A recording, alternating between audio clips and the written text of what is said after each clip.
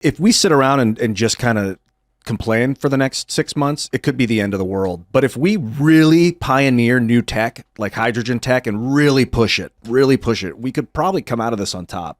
It depends. So if what we're facing right now is actually a legitimate threat of World War III, the population decrease from war and from the fact that people don't have kids means what you're hoping for is less likely to occur. Technological expansion typically requires population expansion. Like how many people does it take to make one monitor screen? It's probably like 500 different specialties to make one computer monitor. But because of the international economy and how everything operates, someone gets cobalt here and someone gets, quartz here and someone mines the oil or drills for the oil over here. And then they all go on these different marketplaces. I think a really good example is probably just like pad thai or something, some like ridiculous dish that has a spice from Asia and a vegetable from Mexico. And you're like, this unnatural demonic food would never exist were it not for our big oil tankers.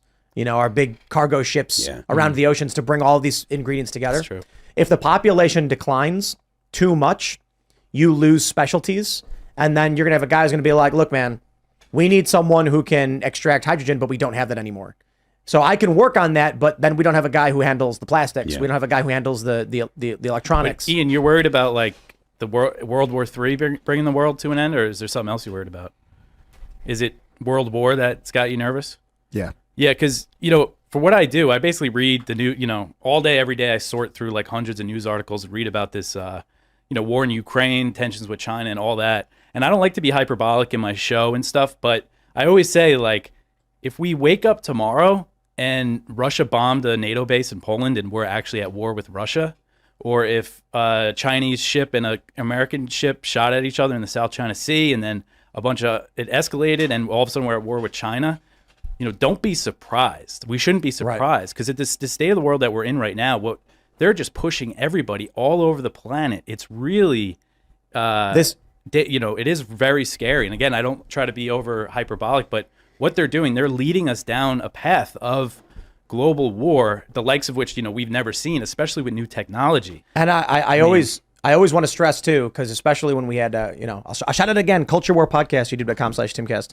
Stephen Marsh and I were talking before the show started because I showed him the Civil War rifle, and he was like, "What was the first battle?" And I was like, "Bull Run, Manassas." And he was like, "Right." And they didn't even think it wasn't even a battle. It was like a street fight. Like nobody knew what was going on. And I'm like, yes, what we consider to be the first battle. I mean, obviously Fort Sumter is the start of it, but that wasn't even a battle. It was like only one guy died, and it was an accident. I don't think anybody died. One guy. And it was an accident. It was one death. It was accidental. It was like I can't remember exactly what happened, but. Then you had the first battle of Bull Run, and no one thought the fight was actually going to happen. And at the time when it did happen, nobody called it the Civil War. Mm-hmm. Nobody called it the war in the States. It was not a war at all. Now we look back and say it was. Both sides thought it would be over so quick. So it's possible that in 100 years, they say World War III started December of 2022. Yeah.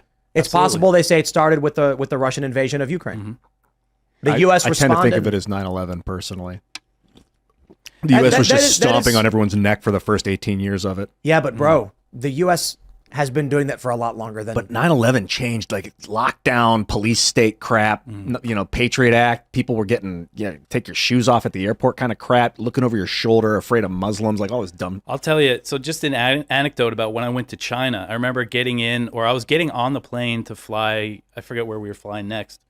But I was all nervous going through their security. I was like, I'm going to have to take my shoes off. It's China. They're going to really go crazy and pat me down. And I started like taking my belt off, and they were just like, come on through. And they just like hit me with the wand. And I was like, oh, wow. And then when we got back into the U.S., my wife bought like some hand cream in Australia, and they put it in like a special bag. And they were like, you can't, they like shook her down and like ripped apart all her stuff and said she couldn't bring it in. Or if she wanted to, she had to like mail it to. It was crazy. And I'm like, this is just the remnants of 9/11 of what they did to us after that. It hasn't gone away.